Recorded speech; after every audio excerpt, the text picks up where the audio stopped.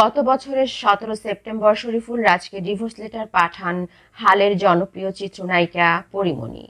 চিত্রনায়ক শরীফুল রাজের সঙ্গে বিবাহ বিচ্ছেদের 1 বছর পূর্তিতে ডিভোর্স অ্যানিভার্সারি পালন করেছেন ঢাকায় চিত্রনায়িকা পরীমণি। সে সঙ্গে শুকরিয়া আদায় করেছেন। শরীফুল রাজকে ভুল মানুষ আখ্যা দিয়ে বলেছেন, আজ আর সেই ভুল মানুষের কোনো অস্তিত্ব নেই আমাদের কারোর জীবনে।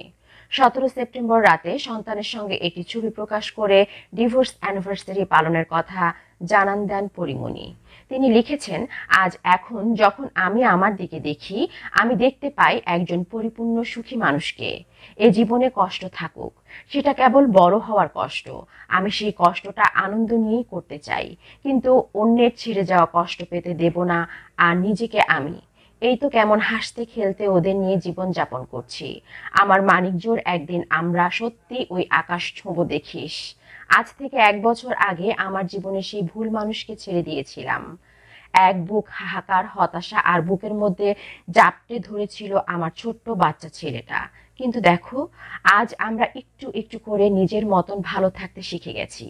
আজ আর সেই ভুল মানুষের কোনো অস্তিত্ব নেই আমাদের কারোর জীবনে, না সেটা আমার বা আমার ছেলের।